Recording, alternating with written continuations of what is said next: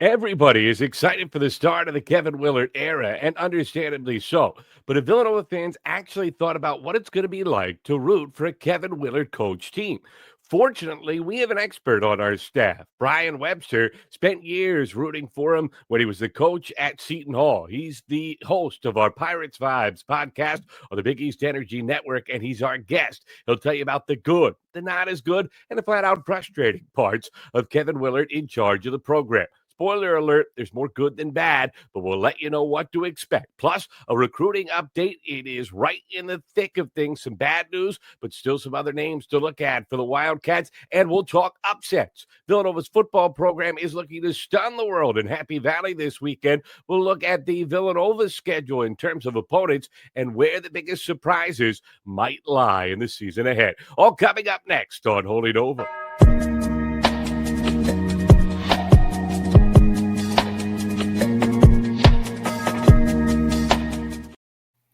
And hi, everybody. Welcome to this edition of Holy Nova. We're part of the Big East Energy Network. And look at your screen. We got 1, 2, 3, not that great looking guys that are manning things right now, but we're awful happy to be here. I'm Matt Janis with my normal co-host David White, and we welcome in Bryan Webster. Mentioned that he is the host of the excellent Pirate Vibes podcast that we have on the Big East Energy Network, talking all things Seton Hall, but he is also the creative director here at Holy Nova. We wouldn't have a single graphic or thumbnail or any type of artwork whatsoever if it wasn't for Bryan. Bryan, you're kind of like the technology muse for me these days. Tough job for you. Yeah, I guess we gave you Kevin Willard, and now I'm giving you artwork. I think Seton Hall's given more than what they want to. Holy Nova and Villanova. But I'm excited to be here. I'm here because you guys are one of my favorite podcasts on the network. So I appreciate you guys inviting me over to talk. David, we're going to have to start to pay him a little extra on the side for saying things like that when he comes on our show. It's pretty good.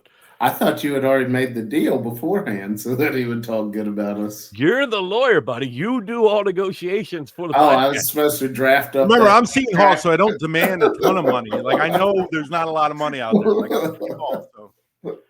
All right, well, Bryan, we wanted to have you on because you got an up-close view of what it's like to root for a program that is orchestrated by Kevin Willard. His time at Seton Hall, obviously incredibly successful. Villanova fans know how good he was. Some of Villanova's best teams under Jay Wright could not get past Seton Hall at times. It was incredible to watch the consistency with which he seemed to confuse and frustrate one of the best coaches of the last 20, 25 years of college basketball. So you understand what he brings to the table from a coaching acumen standpoint, but there's more to being the fan of your team's coach than just the X's and the O's, although that's a big part of it. We wanted to kind of peel the onion back and figure out, hey, what are we going to enjoy? What's going to make us really just cringe and get frustrated? And what are we going to kind of laugh about when it comes to Kevin Willard? Because I feel like he's going to run the entire spectrum of emotions. Is that a fair way to describe it for his time as a head coach? It definitely is. It definitely is. So you got to remember, he came into Seton Hall, and the program was one of the worst in the Big East consistently. Like, they would have good years, but under Bobby Gonzalez and Louis Orr and Tommy Amaker, going all the way back to PJ, right? Like, it's just up and down, up and down. He comes over, and he struggled a little bit, and he took a few years to figure it out. He figured out Seton Hall, and he became consistent. And right now, as a Seton Hall fan, that's all we want, is just the consistent. If you can get me to the tournament once every 3 years, like that's great right now. But he got every single year. I believe 5 out of his last 7. One was COVID, and then his last season, he made the tournament. We're all the experts are saying we're finishing 11th this year, right? Like, there's no, everyone's expecting that. I wish I can have Kevin Willard back. So I just want to say that before we go on further. How is he as a program builder? What were the things that when you watched him early in his time at Seton Hall that you kind of realized, oh, this is what he's really good at. This is what he's trying to put together. How were he in terms of accruing the pieces and laying that foundation? Well, I think he's one of those coaches that is able to coach to his players, right? Like, so his system kind of evolved, right? You had Delgado, the big, right? You had a traditional big and down low, and then kind of went to more guard centric with Miles Powell. And I know you had Mamu and Isaiah Whitehead. It was guard heavy, but he likes to play a lot of heavy pick and roll, right? You're going to see that a million times. A million times you're going to play a high ball screen. Now, I'm not familiar with the Villanova roster as you guys are. Do you guys have a big that could be like Angel Delgado? Because if you do, this system, they're going to be fine because obviously you guys have the guard play. Yeah, I mean, that's $1 million question. Matthew Hodge potentially could be that Duke guy. Duke Brennan? You know, Duke Brennan, the thing about Duke Brennan is he kind of has this similar skill set of a Delgado, and we'll have to see. You know, David, you talk about this all the time. It's one thing for guards to make the jump from mid-major to major college basketball, but for bigs, it's even more of a question mark, don't you think? Especially with the physicality of the Big East. I mean, you're going to be battling every night down low. Yeah, I think that it's so much harder. I mean, out on the perimeter, if you touch a guy, it's a foul. Down low, you can get away with a little bit more. So we'll see how tough they are. But I think it's going to be a big transition for the bigs. Yeah, and on offense, one of the things that's going to drive you crazy, you talk about loving and hating them. Sometimes it does get stagnant on offense. Like I said, you're going to see a lot of high pick and rolls, and when a team figures it out, you start to go, man, why don't we do something different here on offense? That will be the most frustrating part in the Kevin Willard experience on the offensive side. Defensively, you're going to love it every single night because he's always going to teach defense, and his teams, doesn't matter who's on his roster, they're top 50 defense every year for 8 straight years. So you're going to enjoy the defensive side for Kevin Willard. You know, it's kind of funny you say that because you could make the argument that was some of the frustrations with Jay Wright early in his career at Villanova. I think people would say he wasn't always the best in terms of plan B. His plan A was always on point, but if people figured out the plan A, or if things weren't kind of falling into place in terms of execution, there wasn't always that depth. Now, he seriously revamped that and actually completely changed the way he coached. He went from up-tempo, run around, shoot him up, sleep in the streets, to still shooting him up, sleep in the streets, but grinding out possessions, going slower, and kind of materializing in a half-court game. Was there any type of a reinvention of Kevin Willard during his time at Seton Hall? Did you see any big differences in him from the beginning to the end? I would say he became like Mamu obviously can handle the ball a little bit, right? So a little bit more modern 5 out, you see that a little bit more, but it's so guard centric, heavy pick and roll. Like, he didn't really change. I would not say that he did not change the entire his from the beginning to the end. I think he coaches to his players, but I don't think his overall system would change. Well, I mean, there's something to be said about having a system that you're comfortable with, recruiting guys to fit in that system. And I mean, he seems like he did a great job at Seton Hall. He did a good job at Maryland. We want him back. Those guys. Like, I would take him back right now. Like, please just bring back. Like, I love Shaw, but Willard was stable. Like, that's all I want at Seton Hall. I know you guys are fancy over there at Villanova and have championships, but all I want is stability. That's all I want right now. Yeah.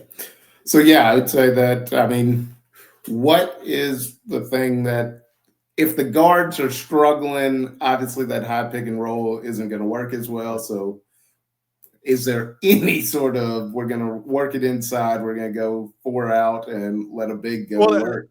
That's what I'm saying. Do you guys have bigs that could be like an Angel Delgado? Yeah, then it will work. But I wouldn't say that if your guards are struggling, the whole team's going to struggle. It's going to be very stagnant. That's why I put it to Matthew Hodge, because I feel like he has the more upside. I don't know what he's going to end up being this year, but he is probably Villanova's best scoring big. You know what you're going to get. You know, we talk about it's going to be in that 10-7, 9-8 type of a range. But for Hodge, he's the type of guy that could go for 15 or 20. He's the type of guy that you can feed. He's more of a stretch player, but he can score back to the basket. So that's one of the guys I'm looking at. And then he's not a big, but the mid-range and back to basket game of Zion Stanford, I think is going to be really interesting to see in Kevin Willard's offense, because he's just so relentless in terms of his physicality, of his ability to make things happen closer to the basket than you're used to seeing in this era of college basketball, and where other coaches might view that as a limitation and a negative. And sure, you'd love him to be a 35, 36, 37% three-point shooter, but Kevin Willard might be able to work some really nice things at a Zion Stanford with that mid-range game, and then with that ability to post up inside as kind of that swing player. That to me might be where they get those options the best this year for kind of what you're alluding to, because Stanford did that at times at Temple, and it didn't seem like it was necessarily a big part of what the coaching staff wanted from him. He just had the ability to do it, and when things broke down, he kind of made it happen. We had an episode with a Temple insider who was telling us about sometimes with Zion Stanford, they were better when they went off script, because Stanford just kind of made things happen with his natural abilities, and he'll have to play on script with Kevin Willard. And that kind of leads us to the next topic. How regimented in your mind is the system under Kevin Willard? How much is it free flow? How much is it where you can kind of see what the defense gives you? And how much is it the old school, you go here, kind of like the dance moves type of thing? I would say, obviously, if you have a dominant guard, it's going to be a little bit more free flow. When they did not have early on, before he got his players, Isaiah Whitehead, Miles Powell, and those types, it was more regiment. I think with the Caden Lewis, a guy like that kind of fits the Whitehead, Miles Powell kind of guy, and that could definitely work. But like I said earlier, David, you need a big. You need someone to be part of that high pick and roll, and that the defense can respect. So otherwise, it's going to it's going to be stagnant. It's going to be bothersome, and that was part of his struggle at the early part of the years. Was he didn't have his guys 100%, and we were middle of the pack all the time, and that was back when the Big East was 15 deep. So finishing in 10th place, you might have still been a good team, but you're still in 10th place. So, I mean, seeing it up close and personal, obviously last year at Maryland, he got up and down a little bit more. Yeah. What would you say his philosophy is in the secondary break, fast break? Yeah. If it's there, he's going to take it. His guys are going to take it. That's on the defensive side. He will not press. He will never press. It will be, you're going to earn every single basket that you score, or that you score against us every single night. Doesn't matter if it's St. Peter's or it's UConn. Like they're gonna try to grind it out every single night on the defensive side. So he's a hard worker. He's a coach's kid. He's been in the game. I think every relationship that he's ever had, and I know this is kind of cliche, but every relationship he's ever had is based off of basketball. Even when he was a kid, he used to take the train in to New York City while being a ball boy, while his dad was coaching the Knicks. Like he is a basketball junkie, more so than I would say a lot of coaches. That's a hot take, I guess, but I think basketball means a ton to Kevin Willard more than others. So I love the guy. I personally love the guy, and I've said it 5 times already on this show. I wish he can come back. It sounds like we're turning you into a Nova fan this year. No, not at all. Not at all. We're going so well, David. Don't say that to Bryan Webster. He's got to go back on Pirate Vibes at some point. He won't even be welcome back on his own show if you start letting that get around.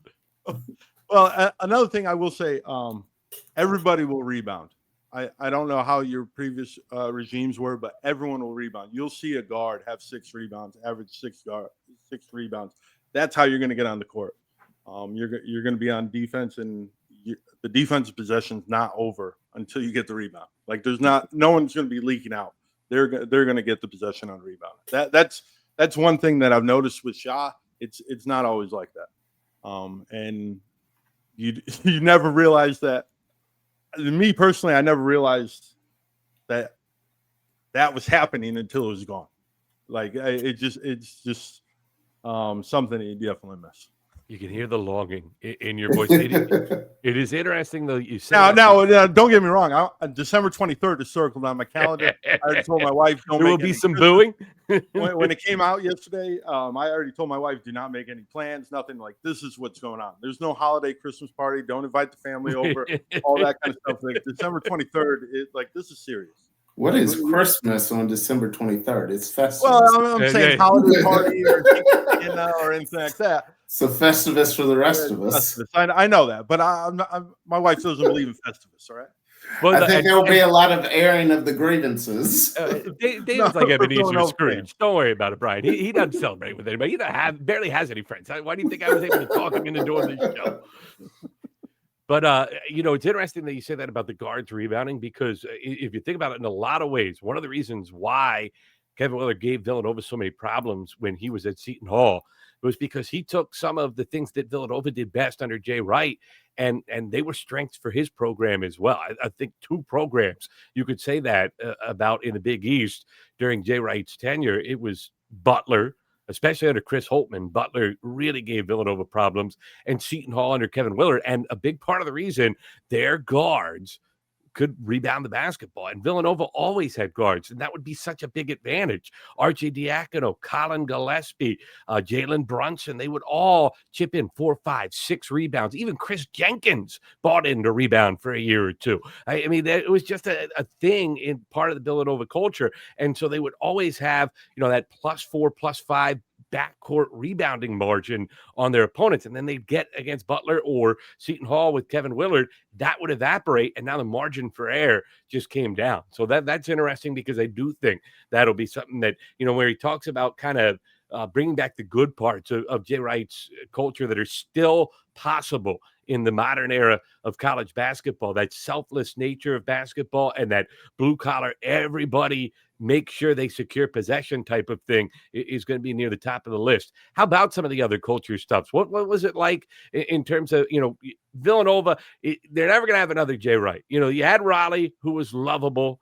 You had Lapis, who people love to hate. You had Jay Wright, who is probably the best guy that you could possibly have to represent your program in terms of always said the right thing, always did the right thing. No one ever had a bad word to say about him, except for maybe the way he worked the referees. I know some Big East fans were frustrated about some of the treatment that he got from officials over the years. But in terms of as a person, has anyone ever heard anybody say anything bad about Jay Wright? He was the epitome of what you want in terms of representing your program. That's tough to live up to. Kyle Neptune, who by all accounts is a good man and who said a lot of the same things Jay did, he just didn't have kind of quite the same way about him that he could impart the message and make people connect with him, whether they'd met him 1,000 times or never met him and only watched him on TV. Kevin Willard, I get the feeling, is probably going to fall somewhere in between. But in your mind, as a representative of the program, how did he do? Oh, listen to him. You talk about the culture, and on your show, when you talk to Chuck Everson, he's already meeting. He went to that bar, right? He went to the bar to meet with the Villanova legends, right? That wasn't in Philly or anything. It was outside.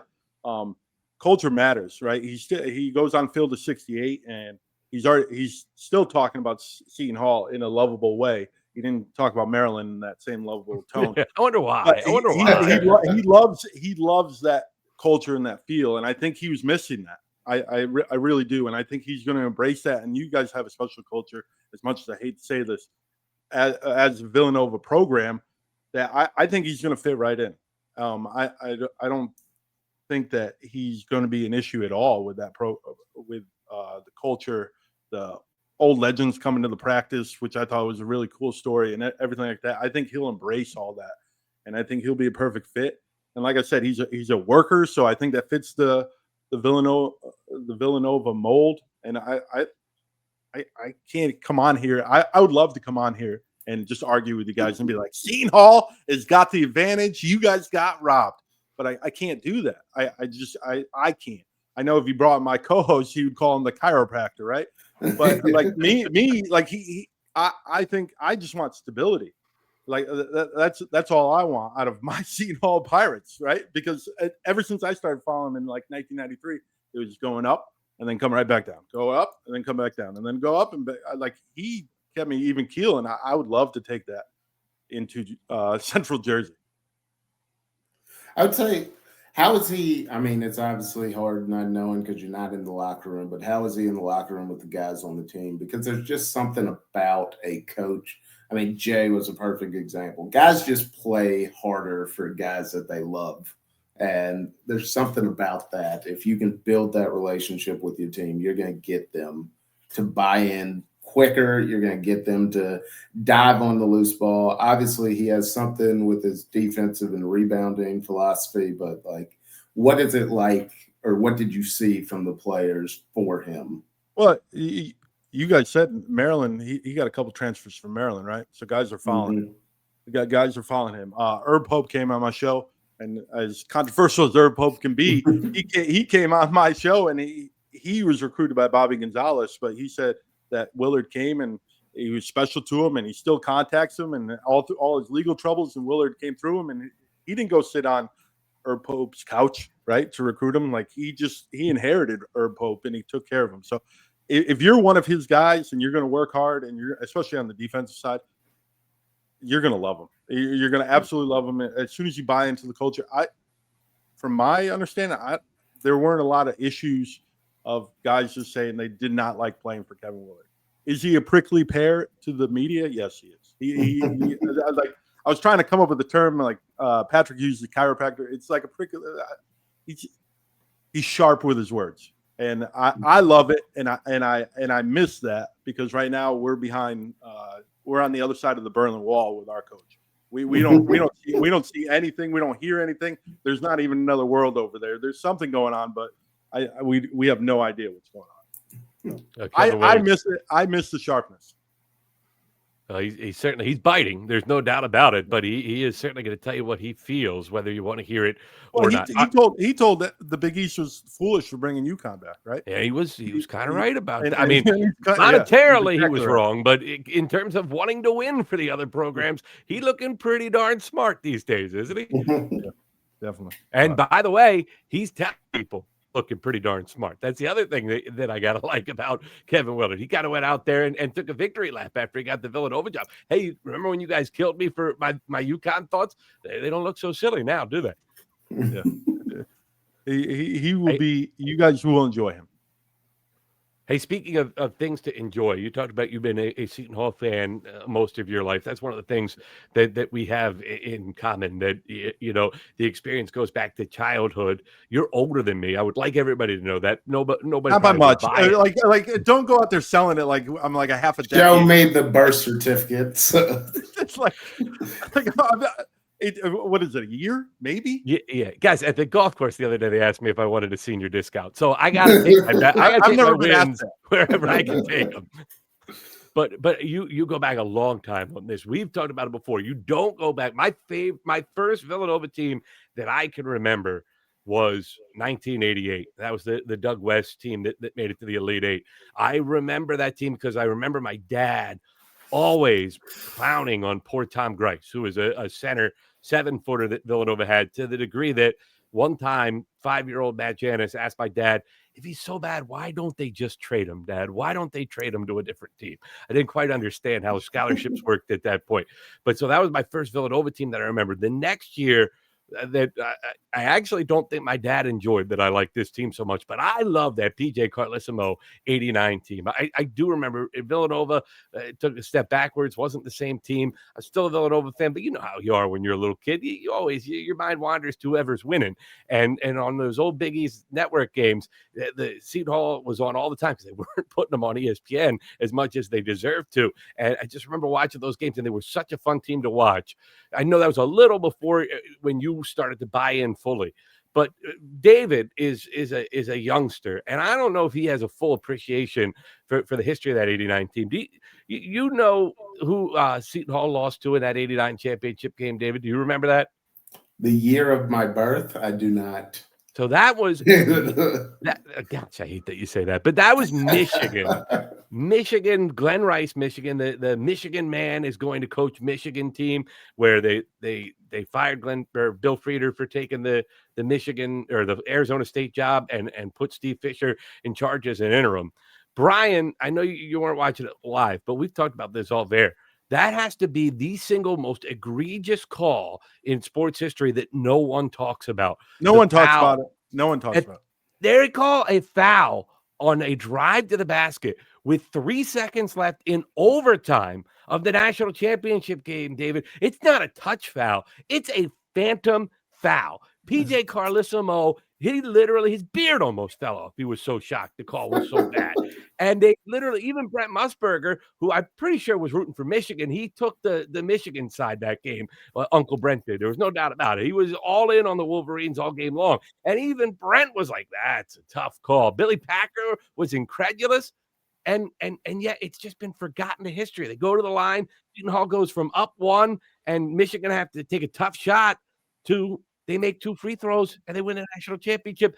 And I don't, I know I kind of depress you when I say this, but I don't know if Seton Hall is ever going to get back to that point again. It's got to be the most cruel turn of fate for a program in college basketball history, don't you think? Oh, 100% it is. Just a little background before. Back then, I grew up in Central Connecticut. So I grew up in the Calhoun Rising, right? And the whole reason why I'm a Seton Hall fan is because I yinged when everyone was yanging. Like, I just went the complete opposite. I'm like, I love Terry DeHare, and that's the whole reason why. So I do not remember that game live, but looking into it, it changed the course of history for PJ and Seton Hall, and it's terrible. If you guys see my logo, it says 89. On the little Easter egg on it, because right now it doesn't look like we'll ever get back to that, but you can always wish. And it proves that the NCAA always favored the Big Ten and the SEC. Like even back in 1989, they always favored those guys first. All right, last question for me for you. You look at that game on the 23rd. What do you think the reception will be for Kevin Willard? Is it applause and then boo him like crazy? Is it boo right from the get-go? What's that homecoming going to be like for Willard 2 days before Christmas? I think it really depends on if Seton Hall is good or not. If Seton Hall is beating St. Peter's by 25 and, they got rolling through the non-conference, not going to Hawaii, losing to Chaminade and all that kind of stuff, I think you might see a 50-50 split. Since you're from that area, it's going to be a lot of Nova, right? There's going to be a lot of Nova, so you're not really going to hear the boos. The students aren't there, so like we talked on my show, the students don't even know who Kevin Willard is, right? It's been shot, right? He's been gone for so long. Me personally, I'm going to be applauding from my living room, and thank you, wishing you, and I know you guys have heard this 12 times now.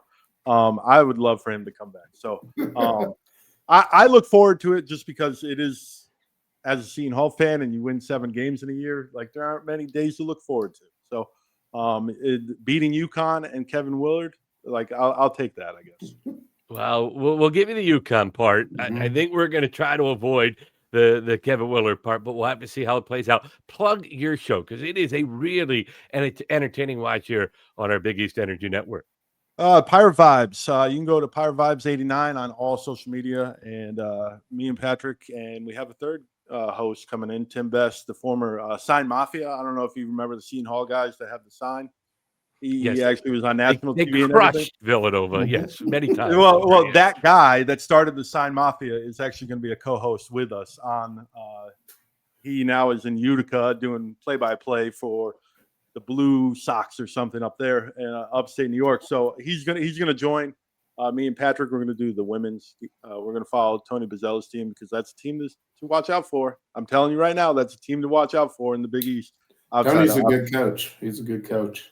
And so we'll be 3 times a week going towards the season, and I'm excited. I'm excited to do this. I'm excited for action basketball, not just talking about. Patrick, what are we going to talk about this week? Villains, you know what I mean? Like being the creative, the creative side where you got to be a little creative when it's a little dry out there. I actually want to talk about basketball, so I'm excited. But Well, we had a lot of fun talking to you about basketball and what the Kevin Willard experience, what exactly Villanova fans could expect in the upcoming season. Bryan, appreciate your time. Thank you so much for being with us. thank you guys. Bryan Webster of Pirate Vibes here on Holy. That was fun. It was fun catching up with Bryan. He really, we could not do this show without him, David. I mean, literally, between my lack of ability, I mean, just trying to change these cameras to a different format. And by the way, I still don't think I did it right. I still think they're a little bit crooked, but just trying to do that was very challenging for me. Can you imagine me trying to put together any type of a graphic whatsoever? It wouldn't go well. Yeah, no, I am very happy that we have some help on the graphics end of things because I couldn't either. I mean, I make fun of you, but I would fumble around just as much. I like that you've somehow set up a system where nobody even it doesn't occur to anybody that you would have to do it. That is your skill as a lawyer. I'm married to a lawyer, so I understand that is a skill set all unto itself, and you guys are very, very good at As my wife would say, weaponized incompetence. it.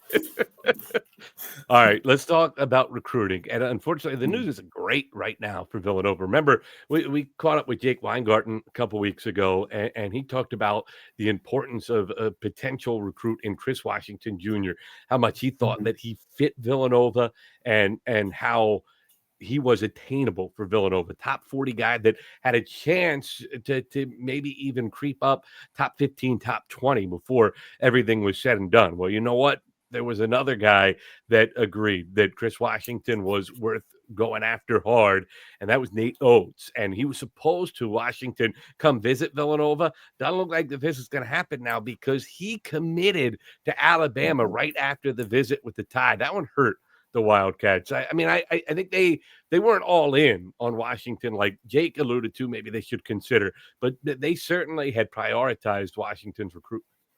Yeah, and I mean, I think that one hurts, but it's hard when you get the guy to go to Alabama first and he's on campus and he commits. But I would say in this day and age, we're still early in the recruiting process. There's still plenty of time to get plenty of guys in.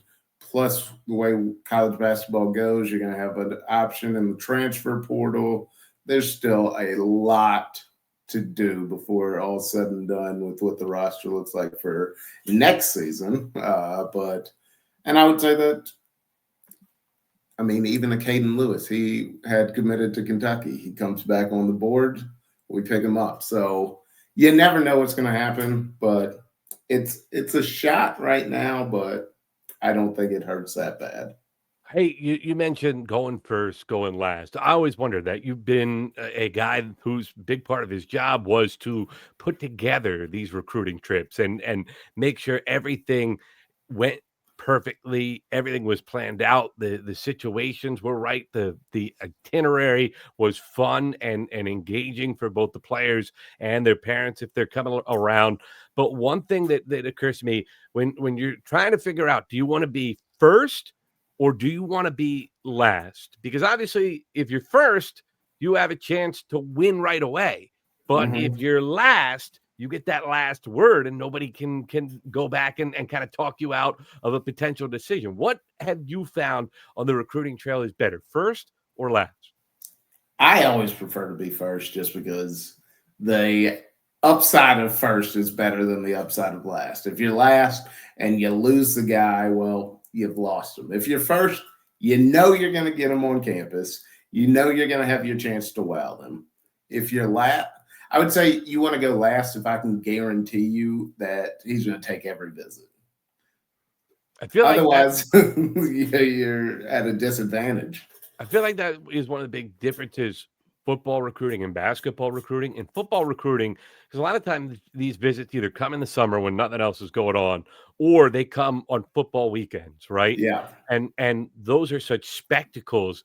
Guys want to go on those visits. They want to go experience a whiteout at Penn State. They want to go see Notre Dame Stadium and Touchdown Jesus. They want to go see the Big House at Michigan. So even if they have an inclination in their head, I'm going to go here, they tend to take all the visits. So going last and getting that last opportunity to A, impress, and to B, see what other people maybe are offering from a name, image, likeness scenario and a financial standpoint, and then C, and maybe most importantly, kind of see where the tea leaves are and play to what you had heard had happened at some of the other spots. But you're right, in basketball, it does seem like there's more commit on the spot than there is in football, doesn't it?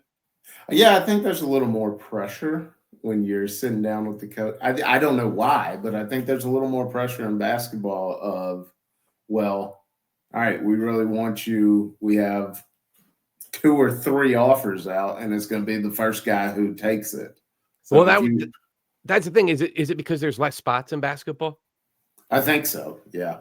I mean, I think that's ultimately going to, you have 15 spots, 15 scholarships, or has it gone up since the last time I was coaching? I think actually, the rules have actually gotten a little complicated on that. But I do believe that they have set that limit at 15. I have to go double check that now with the latest change in the rules. But you don't have to, obviously, with the way scholarships you can work around now. But it's roster limit instead of scholarship limit now is the deal with the way that works. All right, so but Washington's unless something changes, and remember, these things happen. I don't think Villanova will stop reaching out to the kid. I mean, you want to build those relationships, A, potential portal down the line, but B, like in a Caden Lewis situation where Alabama has a transfer fall in their lap. So now Washington reopens his recruitment, and that could be something that works out.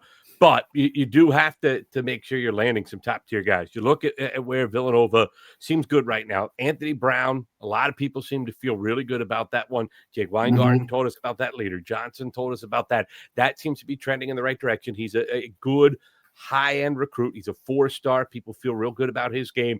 Doesn't have that top-tier wow you type of talent, though. Chase Foster is another guy I think people feel pretty good about as a 4-star. And then you got a few top 40 guys that have visits upcoming. Brandon Woodward, Luca Foster, and then Lucas Murillo, too. So the guys that have either already made their visits or visits upcoming.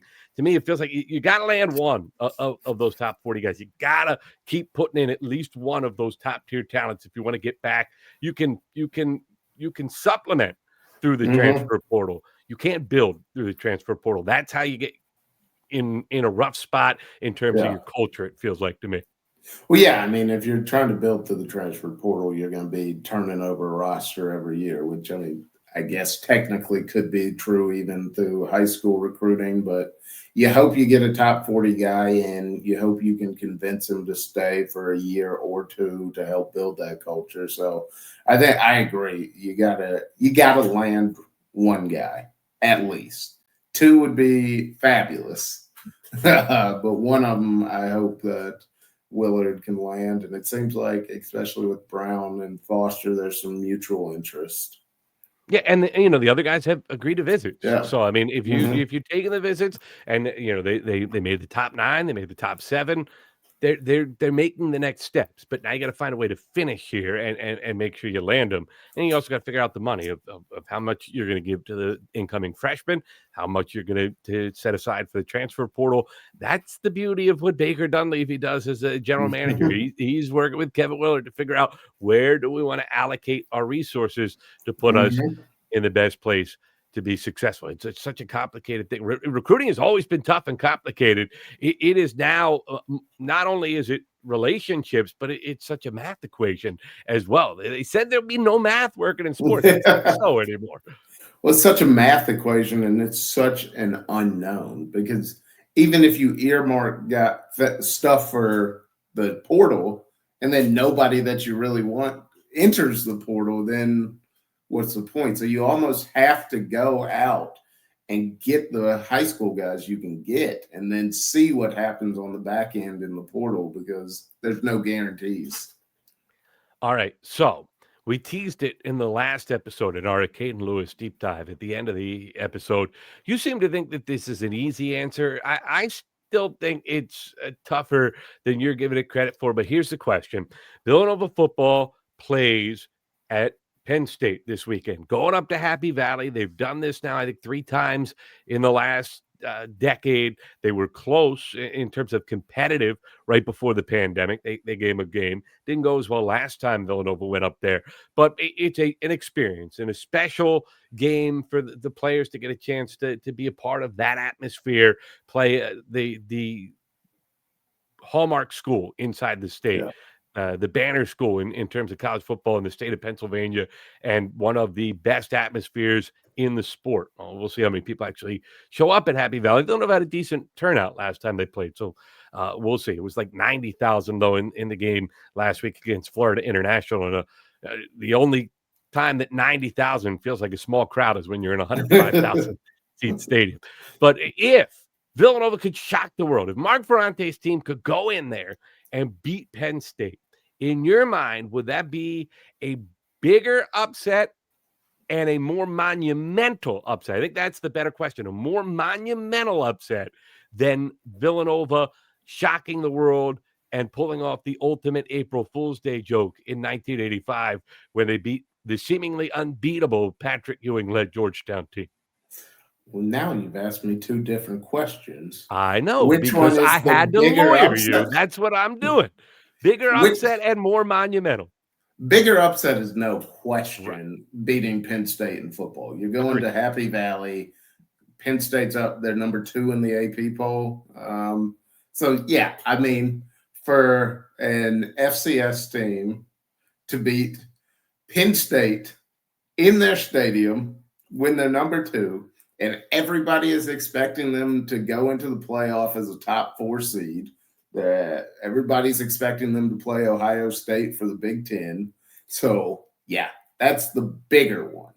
That would be the one that just blows your mind. As far as more monumental, of course, a Final Four victory over a Patrick Ewing-led Georgetown team that ultimately ends in a national championship. I mean, that you can't replicate. You can't. Week 3 football victory, awesome. You beat Penn State. That's great. It doesn't give you. You beat Penn State, though. I mean, when is Villanova? Villanova might win. Look, they did. They won 2 more national championships. They might win more in the future. I don't think Villanova will ever beat Penn State again in football. It's more of a conversation. You know, when I first came up with the question, the reason I said bigger upset is because I was like, well, it's a national championship. There's no way it's going to be as monumental. And then the more I started to think about it, I don't know, man. I don't know. Like Appalachian State beating Michigan was an all-timer. Appalachian State went on to win the national championship. They were getting AP votes. They were a legit, probably top 30 team in the country. But Ferrante's got himself a really good FCS program. I think when they go to the Patriot League next year, it's going to be nice for this program because it'll be a bit more geographically set. As much as I love the CAA and as much time as both of us have spent in that conference, loves that conference office, loves those people, it got a little bit tougher for the Mid-Atlantic and even the northern teams in FCS football to call the CAA home anymore because the travel got kind of out of control. The Patriot League won't have that. As good as that program is, though, you know, it's not 2007 Appalachian State that went on to beat Michigan. This would be an epic upset for a team that is a preseason 1A, 1B favorite to win the national championship, to lose to a top 15 FCS team. Come on, that's pretty monumental. I think that's bigger. I don't think it's more monumental for Nova as a athletic program, as whatever. Like, obviously, you can't compare the difference between Penn State and Nova in football right now. Like, that difference is massive. In 85, Georgetown they were really freaking good. But, like, you could see a situation where Nova could win that game. They almost beat them twice in the regular season. They didn't, but they almost beat them twice in the regular season. So they were a lot closer. Georgetown was obviously considered the better team at the time, and I mean, they were considered. They were closing in on becoming the best team in the history of college basketball. I do think that is one thing that gets lost to history. Brent Musburger in his open talked about Patrick Ewing, and because Patrick Ewing didn't turn into the pro that we all thought he did. You know, there are still people that think that the NBA fixed the lottery in 1985 to make sure Patrick Ewing ended up in New York. They think that David Stern committed a felony to make sure, because it was that important for the league to get Patrick Ewing into New York, because he was that good, that big of a star, that transcendent of a basketball player. Now, he didn't turn out to be that in the NBA. He turned out to be a Hall of Famer and a great player, but he wasn't, because he ran into Michael Jordan, and he wasn't even the best center when he played. Hakeem Olajuwon was a better center in the NBA. His knees did him in, I think, in his defense. But at the time, going into April 1st, 1985, people thought that Georgetown team was on the verge, 40 minutes away from being considered. It was going to be them or like 2 or 3 UCLA teams, one Walton team, one Lou Alcindor team, as the conversation that ended conversations for the best of all time. And an 8 seed went out and beat them in the NCAA tournament. I just wanted to put that out there, that you said that Georgetown was the better team, and you're right that it wasn't as big a gap as maybe it could have been, because Villanova almost beat them twice. But we are talking about what could have been the best team of all time. No, I mean, I see it. It's just Penn State and Nova is Hoover Dam sized gap between them. Well, look, you see over my shoulder there in the top corner, there's a book written about the game, the perfect game. Would they write a book about Villanova beating Penn State in football? Maybe. Would you read that book? No, I don't think I would, if we're being played. Yeah, you know what? Depends how the game played out. Depends on the game. If you put together a behind-the-scenes book of that Appalachian State team, I might read that. Yeah, in retrospect, I might. Well, I mean, that game ends because Appalachian State blocks a field goal to walk it off. Like, if that happens, that is amazing. That's the storybook ending. Or you hit a field goal as time expires to win, storybook ending. If it's just like, it's just a normal game and Nova pulls it out. I mean, now let's all look. Neither one of us thinks that there's any chance that's going to happen. We're not calling that shot. We're not predicting that. Think that the Penn State's going to handle it. It's happening. we're talking hypotheticals, right? Oh yeah, for sure. I mean, sorry to Nova Football, if they keep it within 21, I think that would be a good showing for them. I think if you pump Mark Ferrante with True Serum, he would agree with that.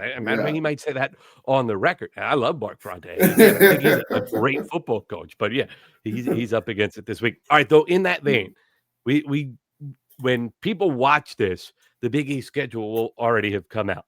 But the way YouTube works, we have to record this a little in advance. So we don't know the order of all Villanova's Big East games. We know what John Rothstein has so generously leaked to the world. But we know who they're going to play. They're going to play everybody twice in the Big East. So you're going to go at UConn. You're going to play UConn at home. You're going to go at St. John's. You're going to play St. John's at home. You are going to play at Michigan in December. You're going to play BYU on a neutral floor in Vegas. We're talking big upsets here.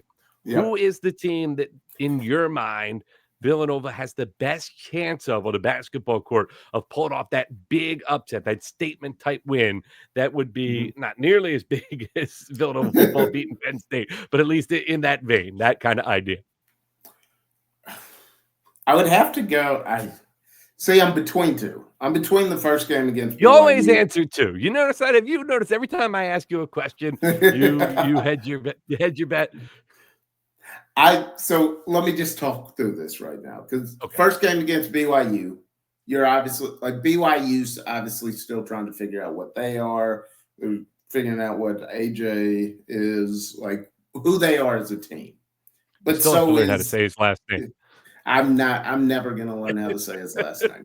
That's just, sorry, guys. But so is Kevin Willard. So I'm also leaning like Michigan. You get a couple games under your belt. Maybe you're just more comfortable in what the game plan is. I don't know what Michigan's going to be. Obviously, they brought in a few recruits. Elliot Cadeau at point guard. Who knows how that gels? So one of those two, I think that by the time you get to UConn, St. John's, and the Big East schedule, obviously we don't know when exactly it's going to be, but they've also have chances to work out their kinks. So it gets a little harder. We're going to be better. Nova's going to be better. Willard's going to be better in what he wants to do. His roster, the 7 guys he's playing, he's going to have that figured out. They are also going to be better.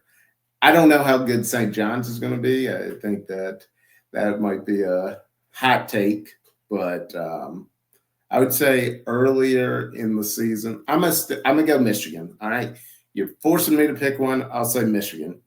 That is the name of the game. You got to do eventually have to decide on one. I don't think Michigan's a bad pick at all. I was surprised to see Michigan getting as much top 10 buzz as they were. I thought they were going to be, in that 15 to 20 range, but it does seem like the consensus seems to think they're ready for a top 10 season. So, okay, that would be a big upset.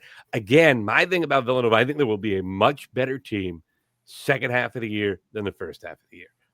Michigan is as late in non-conference play as you can get. I think it's going to be the last non-conference game right before you start up the Big East play December 23rd. I still would like a couple extra weeks. And so if you can get me into mid-January, late January, and I get one of those home games against UConn or St. John's, that's kind of the spot I'm looking at. Here's the thing. I think Villanova could get them both at home this year. How about that? I think because you look at UConn and St. John's, the big question mark for them is point guard. For UConn, they have been prone under Danny Hurley, as good as he is, to have a game or two where if you can either make jumpers or you can wall them up defensively, they will lose some of their attention to detail. I mean, if you look in the regular season the last couple years, Villanova has been much more competitive in the regular season than when they've either gotten them in the Big East tournament or at the end of the regular season when UConn starts to ramp it up for tourney time. They should have gotten them 2 years ago at the Wells Fargo Center. They did get them last year at the Finneran Pavilion. And I think they have a much better coaching staff in place now this year. No disrespect to Kyle Neptune, but I just think Kevin Willard at this stage of his career is better at this than Kyle Neptune is. So I think they'll be a better coach team. And I think that, and let's be honest, Villanova should have swept UConn last year. I know UConn is going to be much better this season in all likelihood, but if it's not for a collapse, then Villanova beats them both times last season. I mean, and I don't mean, they didn't play well down the stretch. That was a collapse, an epic proportion, one of 2 epic collapses that Villanova went on in the regular season last year. Georgetown at home and the UConn game on the road. I mean, that was just as ugly a final 10 minutes as you could imagine, and they still had a chance at the under 4 media timeout to win the game. Yeah, no, I just think UConn's going to be better this year. I would say that St. John's is probably the better shot just because, I mean, I don't trust this roster necessarily. I mean, I think he has good pieces, but as somebody who saw Ian Jackson up close, I think that there's a lot of hype, and he has a lot that he can improve in his game before he's ready to take on all that hype that St. John's has given him. By the way, mention the collapses of last season and that Georgetown game. Our mutual friend, Sarah Jenkins, who's the head coach at Delaware on the women's basketball program, at Georgetown alum. I was hosting her coaches show down at the University of Delaware. We were at a restaurant, and so we got there early. We're watching the game together because we're always giving each other grief about Villanova Georgetown, and we're watching the game, and Villanova's just wearing them out, and she's like, I just don't think, I don't think this is cool this year. It'll be next year. She's always making all the excuses for the coaches, as coaches are wont to do. But we get right to the part where our show begins, and Villanova's up 9 with 3 minutes and 40 seconds to go. Yeah. And I proceed to go up onto the stage with her. I am giving her grief in front of the crowd for Georgetown playing so poorly. I'm talking about how, it's a shame your alma mater can't field a more competitive team and so on and so forth. And it was so out of question that there was going to be any type of comeback. She didn't even check the score to see if I had acted prematurely. We get off the stage and all of a sudden I go use the restroom. I walk back and she just punches me in the arm and said, "Oh, by the way, Georgetown won the game." And I still, to this day, I have not watched that. I couldn't bring myself to go back and watch that last 4 minutes. I don't know how it is mathematically possible that Villanova lost that game. So leave it in the comments below if you're still tuned in and explain to me how Georgetown beat Villanova in that game, because I was too disgusted to go back and watch. You shouldn't, because it's your fault. You obviously jinxed Nova. I did. I when might you have started talking too early. You messed with the juju in the air. Nobody's mad at me that's watching the show, though. It was that secure of a victory. It is almost mathematically impossible that they lost that game. It's still, oh my God, yeah, no, I remember that, because you could have just stood in the corner and taken a shot clock violation. You could have went to Dean Smith 4 corners offense, even with a shot clock. It was crazy that they lost that game. I still just can't even wrap my head around it. So hopefully there won't be moments like that. Let's go through our final takeaways, though, from what Bryan said, the Kevin Willard era, to kind of wrap things up on this edition of Holy Nova. Feels like, from a fan, look, you understand he's a good coach. This was more about the feels and what the emotions are going to be like watching him run a program. We've all had coaches that win and that, it's just tough to maybe fully back. Nick Sirianni with the Philadelphia Eagles. How many Eagles fans say, when he wins, you can't say anything about him, but aren't like in love with the guy in terms of them representing their team? It doesn't feel like you got to worry about that with Kevin Willard. No, I agree. I think that he's going to fit in well with what Villanova does. He's going to bring back some of that culture from Jay. I think that it's going to be exciting just to see what he's able to do on the court. But I love a good defense. I love rebounding, but it sounds like the offense might get a little stagnant at times, and points may come at a premium sometimes during the season. So don't get too frustrated with that. Yeah, well, I think that's why they're going to try to run. And you know what? After playing as slow tempo as they have the last few years, I'll deal with a little bit of stagnation if it involves more up and down, and they can get some free-flowing fast break opportunities, because it'll just be different. When Jay Wright was winning slow, hey, Jay Wright can do whatever he wants. But when you're not winning and you're still playing at that tempo, boy, can it be not that much fun to watch from time to time. Yeah. All right, David, good show. We'll be back a couple more times next week. We're going 2 times a week here on out. Can't believe it, but we are believe it or not, less than 2 months away from the start of basketball season. Is that great or what? That's amazing. I can't wait to actually watch some games, watch what the team is. We keep speculating. Let's get on the court. Let's throw it up. Let's see what happens. Now, remember, we'll be here to break it all down all season on Holy Nova. Again, we appreciate all the feedback we got from the last show. Please smash that like button. That really worked well for us last time. If you can do it again, that would be much appreciated. And for Bryan Webster of Pirate Vibes and our artistic designer of Holy Nova and my co-host David White, I'm Matt Janis. Thanks so much for being with us. This has been Holy Nova, part of the Big East Energy Network.